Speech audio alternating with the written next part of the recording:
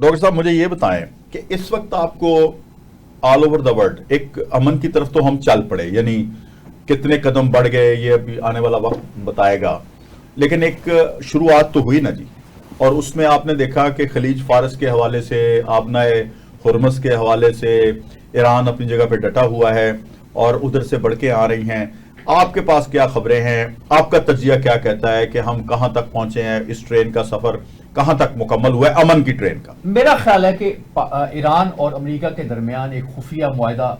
یا انڈرسٹینڈنگ طے پا چکی ہے، اور اس کے بعد یہ جنگ بندی ہوئی ہے، کیونکہ ان لمیٹڈ ٹائم کے لیے جنگ بندی ہوئی ہے۔ اچھا اب اور پھر دوسری بات میں ایک اور عرض کروں گا کہ پاکستان نے جو ایران کو ایک فیسلٹی دی ہے کہ آپ ہماری گوادر کی بندرگاہ اور چین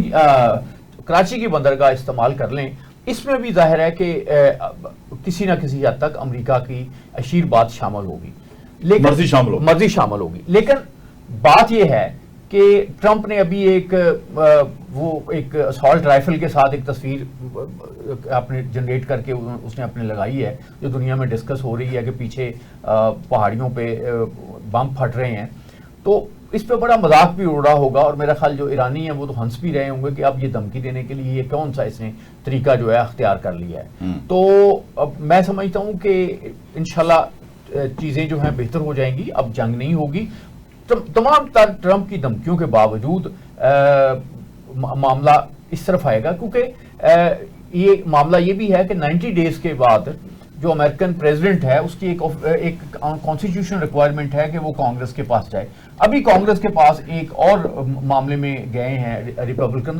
ڈیموکریٹس، اور ریپبلکن ان کے ساتھ کھڑے ہوئے ہیں، لیکن انہوں نے ایک بات کی ہے کہ جی ٹرمپ صاحب کا ارادہ ہے کہ یہ کیوبا پہ اٹیک کر دیں، تو کیوبا پہ اسے انہیں اٹیک کرنے کی اجازت نہ دی جائے۔ تو انہوں نے یہ کہا کہ جی ایسی کوئی چیز ابھی نظر نہیں آ رہی، تو اس پہ اس لیے اس ریزولوشن جو ہے اس کو ہم ابھی نہ کریں اس کو، تو اس میں معاملہ یعنی پریونٹیو میجرز بھی نہیں لینے دیے گئے۔ تو اب میں سمجھتا ہوں کہ ٹرمپ جو ہے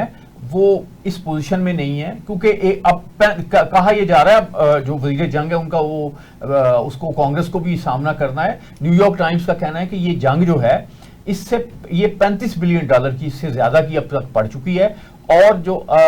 ذخائر ہیں میزائل کے، جو مختلف طرح کے میزائل ہیں، وہ ان کے ذخیرے خطرناک حد تک کم ہو گئے ہیں، اور اگر کسی وقت چین سے یا روس سے کو پھٹا پڑتا ہے تو امریکہ اس پوزیشن میں نہیں ہے، اس کے جو ذخائر ہیں اسلحے کے وہ اس پوزیشن میں نہیں ہے کہ وہ اس کو میٹ کر سکیں۔ تو یہ وہ حقائق ہیں کہ جو ایران جو ہے اس پہ حملے سے اسے روکیں گے۔ اور دوسرا میں سمجھتا ہوں کہ عرب دنیا بھی اس کو امریکہ پہ ایک پریشر ڈال رہی ہے کہ بھائی حملے تو آپ کرتے ہو لیکن بھگتنا ہمیں پڑتا ہے۔ اور اس کے بعد اسرائیل جو ہے وہ اس میں بھی ایک بہت بڑی تباہی آئی ہے۔ یہ ضرور ہوا ہے کہ یہ خاص طور پہ انڈین میڈیا نے یہ کہا ہے کہ اسرائیل ہر بندے کی خبر دے رہا ہے اور لے رہا ہے، لیکن اسرائیل نے جو اس میں تباہی ایرانی میزائلز کی وجہ سے اسرائیل میں آئی ہے اس کی رپورٹنگ ٹھیک نہیں ہو سکی۔ تو میں سمجھتا ہوں یہ سارے فیکٹر مل کے میرا خیال ٹرمپ کو اجازت نہیں دیں گے کہ وہ اٹیک کر سکے، کیونکہ ٹرمپ نے زور لگا کے کچھ جنرلز کو بھی فارغ کیا، دوسرے لوگوں کو بھی فارغ کیا، اس نے اپنا ایک معاملہ تو بنایا تھا، لیکن وہ جو اس نے بات کیا تھا وہ اس کی اسٹریٹجی فیل ہوئی۔ اس میں ایک روسی جو دانشور، اس نے بڑی خوبصورت بات کی تھی، اس نے یہ کہا تھا کہ ایک تو امریکہ جو تھا وہ پریپیئرڈ نہیں تھا جنگ کے لیے۔ اچھا، دوسری بات یہ ہے کہ ٹرمپ کا یہ خیال تھا کہ بہت زیادہ جب ہم فورس ڈالیں گے تو ہم تبدیلی لے آئیں گے، لیکن انہوں نے کہا ایران کے ساتھ یہ ممکن نہیں تھا، اور یہ وقت نے ثابت کیا ہے۔ تو میرا خیال ہے کہ اب کافی جھٹکے ٹرمپ کو بھی لگ چکے ہیں، کیونکہ عرب دنیا بھی اس کے پیچھے پڑی ہوئی ہے، ایون اسرائیل بھی پیچھے پڑا ہوا ہے کہ یار اب انف از انف۔